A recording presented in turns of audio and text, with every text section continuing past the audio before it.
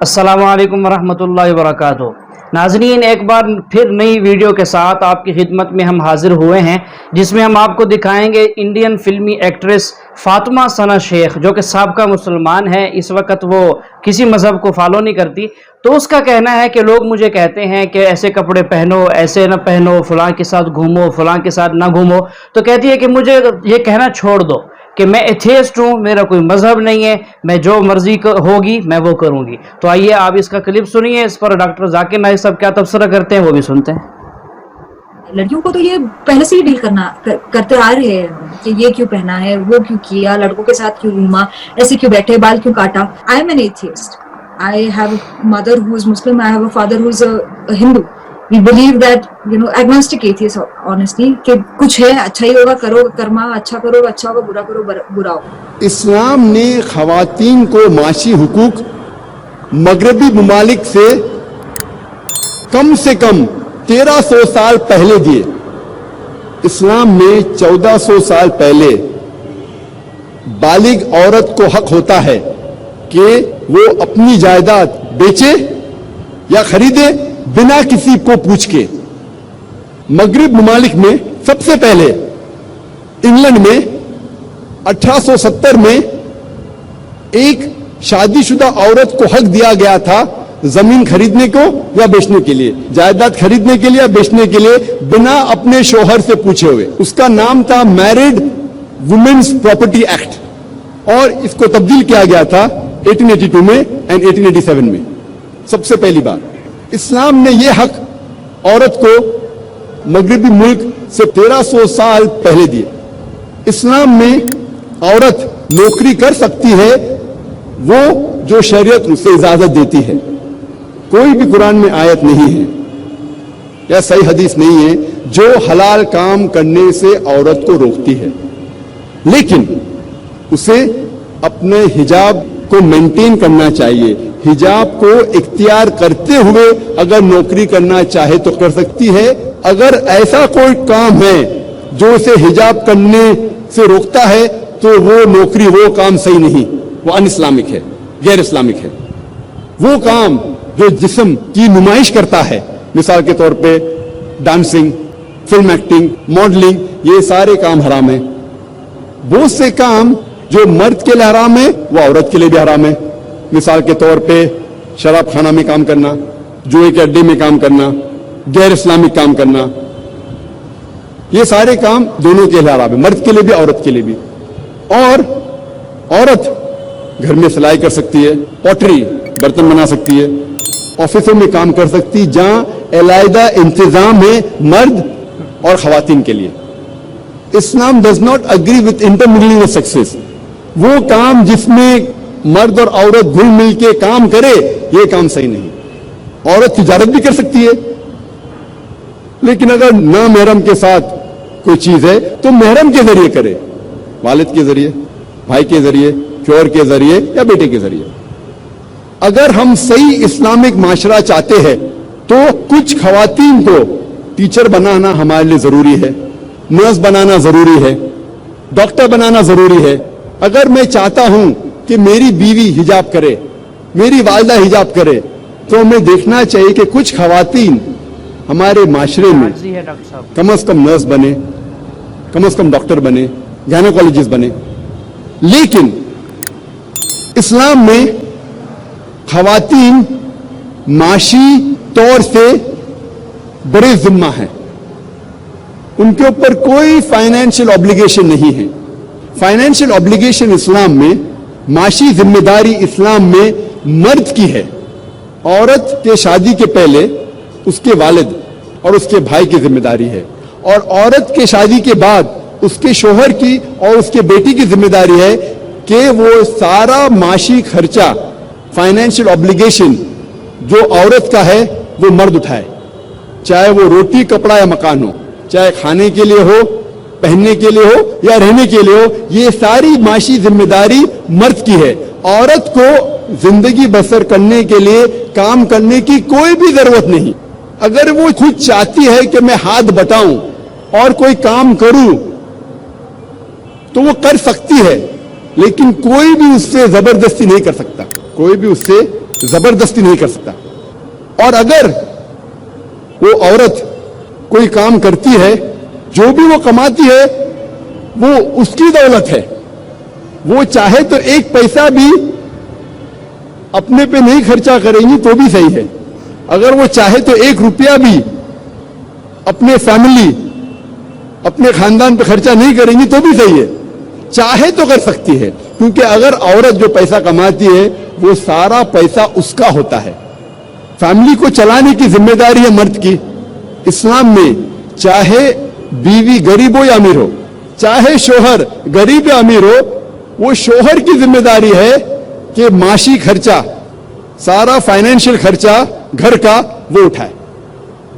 अगर औरत चाहे तो काम कर सकती है, लेकिन उससे कोई जबरदस्ती नहीं कर सकता। इस्लाम में औरत माशी तरीके से बड़ी जिम्मे है, और औरत के माशी अगर आप देखेंगे हुकूक वो कई है अल्हम्दुलिल्लाह। जब शादी होती है, शादी के वक्त, निकाह के वक्त अल्हम्दुलिल्लाह औरत को महर दिया जाता है, उसका फायदा होता है। अल्लाह ताला फरमाते हैं सूरह निसा में, सूरह नंबर 4 आयत नंबर 4 में कि आप औरत को शादी में निकाह के वक्त एक तोहफा दो। महर निकाह के लिए फर्ज है, महर के बिना निकाह हो ही नहीं सकता, और औरत is on the receiving end, उसे फायदा है। लेकिन हमारे इस मुल्क के माशरे में, हिंदुस्तानी तहजीब में उल्टा है।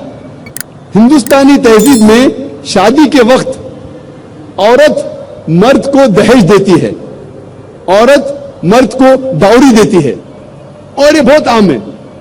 अफसोस की बात है कि कई मुसलमान भी इस हिंदुस्तानी तहजीब को इख्तियार करते हैं। मर्द निकाह के टाइम पे औरत को महर देता है, लेकिन हमारे माशरे में, हिंदुस्तानी माशरे में उल्टा है। डाउरी औरत मर्द को देती है, और उसके मयार के हिसाब से अगर वो ग्रेजुएट है तो 1 लाख रुपया डाउरी दहेज, अगर इंजीनियर है तो 5 लाख रुपया, अगर डॉक्टर है तो 10 लाख रुपया, 1 मिलियन रुपीस, जैसे भेड़ बकरियों को बेचा जाता है मंडी में। इस्लाम में औरत से दहेज या डाउरी डायरेक्टली या इनडायरेक्टली मांगना हराम है। अगर आप इंडिकेशन भी देते हैं धक्के चुपे अंदाज में, अगर लड़के वाले लड़की वालों से कहते हैं कि मेरे बेटे को 4 बेडरूम फ्लैट में रहने की आदत है, उसका मतलब 4 बेडरूम का फ्लैट डाउरी में दो, दहेज में दो, यह हराम है। या कोई कहे कि मेरे बेटे को मर्सिडीज कार में घूमने की आदत है, यानी इनडायरेक्टली धक्के छुपे अंदाज में आप कह रहे हैं कि मुझे मर्सिडीज कार चाहिए दहेज में। डायरेक्टली इनडायरेक्टली दहेज औरत से मांगना इस्लाम में हराम है। अगर खुशी से लड़की वाले को तोहफा देते तो आप ले सकते, लेकिन मांगना जबरदस्ती या इनडायरेक्टली मांगना इस्लाम में हराम है। माशी तौर पे अल्हम्दुलिल्लाह सुम्मा अल्हम्दुलिल्लाह खवातीन बड़े जिम्मे हैं, और इस्लाम में अगर डिवोर्स होता है, तलाक होता है, या शोहर मर जाता है, औरत विधवा हो जाती है, उसे इद्दत के दौरान उसकी सारी फाइनेंशियल लायबिलिटीज, जो खर्चा होता है, माशी खर्चा जो होता है, इद्दत के दौरान उसकी जिम्मेदारी है आदमी की। अगर वो जिंदा है तलाक के दौरान वो सारा खर्चा उठाना चाहिए। अगर उसका इंतकाल हो गया तो उसकी दौलत में से वो इद्दत के दौरान सारा खर्चा मर्द की दौलत में से औरत का ख्याल रखा जाता है। और अगर वो पेट से है, हमल से है, तो जब तक बच्चा पैदा होता है उस टाइम तक सारा खर्चा आदमी को उठाना चाहिए। और अगर बच्चा पैदा होता है या बच्चा है तो जब तक बच्चा बालिग होता है उसका खर्चा उठाना चाहिए मर्द को। यह है इस्लाम में खवातीन के हुकूक। और अगर कोई शख्स का इंतकाल होता है तो उसके इनहेरिटेंस में अल्हम्दुलिल्लाह औरत का भी हिस्सा है। मिरास के अंदर अगर किसका इंतकाल होता है तो जायदाद में हिस्सा मर्द के अलावा औरत का भी है। ये था मुख्तसर से खवातीन के माशी हुकूक इस्लाम में। अभी हम तस्किरा करेंगे इस्लाम में खवातीन के माशरती हुकूक। मैंने माशरती हुकूक को 4 हिस्सों में बांटा है। बेटी के हुकूक, बीवी के हुकूक, वालदा के हुकूक, मां के हुकूक और बहन के हुकूक। पहले हम तस्करा करेंगे इस्लाम में माशरती हुकूक बेटी के। अल्लाह ताला फरमाते हैं सूरह तकवीर में, सूरा नंबर 81 आयत नंबर 8 और 9 में, जब वो जिंदा गड़ी हुई लड़कियों से पूछा जाएगा कि किस जुर्म के लिए तुम्हें कत्ल किया गया था, अल्लाह ताला फरमाते जब वो जिंदा गड़ी हुई लड़कियों से पूछा जाएगा कि किस जुर्म के लिए तुम्हें कत्ल किया गया था, इसके मानी लड़कियों का कत्ल करना इस्लाम में हराम है। ना ही सिर्फ लड़कियों का कत्ल करना हराम है, दोनों लड़के और लड़कियों को कत्ल करना हराम है। अल्लाह ताला फरमाते सूरह अनाम में सूरा नंबर 6 आयत नंबर 151 में और सूरह इसरा सूरा नंबर 17 आयत नंबर 31 में कि आप अपने बच्चों का कत्ल मत करो गुर्बत के खौफ से। अल्लाह ताला आपको और आपके बच्चों को रिस्क देगा।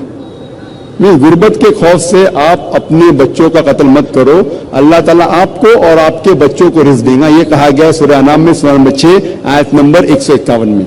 और अल्लाह ताला फिर से फरमाते हैं सूरह इसरा में सूरा नंबर 17 आयत नंबर 31 में कि आप बच्चों का कत्ल मत करो, अल्लाह ताला आपके बच्चों और आपको रिस्क देगा। बच्चों का कत्ल करना संगीन जुर्म है। इस्लाम में ना ही सिर्फ बच्चों का कत्ल करना जुर्म है, खुसूसन लड़कियों का, लेकिन जब आपको पता लगता है कि कोई लड़की पैदा हुई और आप अफसोस करते हैं, इस्लाम में इसकी मुमानियत है। अगर आप अफसोस करते हैं कि आपके घर में कोई लड़की पैदा हुई, यह भी इस्लाम में गलत है। अल्लाह ताला फरमाते सूरह नहल में सूरा नंबर 16 आयत नंबर 58 और 59 में, जब कोई शख्स को खुशखबरी मिलती है कि उसके घर में एक लड़की पैदा हुई और उसका मुंह छोटा हो जाता है, उसे अफसोस होता है, वो अपना चेहरा बाकी लोग से छुपाता है और सोचने लगता है क्या मैं इस लड़की को जिल्लत की जिंदगी जीने दूं या इसे जिंदा दफन करूं। आह, कितनी घिनौनी सोच है। तो सिर्फ अफसोस करना कि एक लड़की आपके घर में पैदा हुई, यह भी इस्लाम में एक जुर्म है, इसकी मुमानियत है।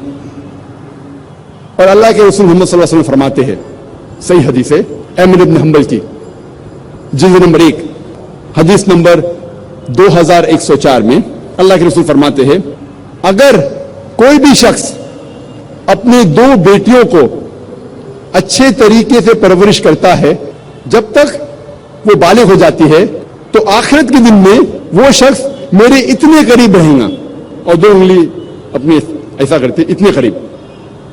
और एक हदीस है जो इब्न माजा की, जहाँ अल्लाह के रसूल फरमाते कि कोई भी शख्स अगर 2 लड़कियों की परवरिश करता है, उनके साथ अच्छा हुस्न सुलूक करता है, तो इंशाअल्लाह वो जन्नत में जाएंगे। अल्लाह के रसूल ने सिर्फ कहा नहीं कि लड़कियों और लड़कों को अच्छे तरीके से परवरिश करना चाहिए, उन्होंने एक जिंदा मिसाल पेश की। एक वक्त जब एक शख्स अपने बेटे को चूमता है और अपनी मांडी पे रखता है, लेकिन अपनी बेटी के साथ वो नहीं करता, तो अल्लाह के रसूल फरमाते हैं कि उस आदमी ने नाइंसाफी की, उसे अपने बेटी को भी चूमना चाहिए और अपने दूसरे मांडी पे बिठाना चाहिए। ये फर्ज है आपका। वाखिर दावाना अल्हम्दुलिल्लाह रब्बिल आलमीन।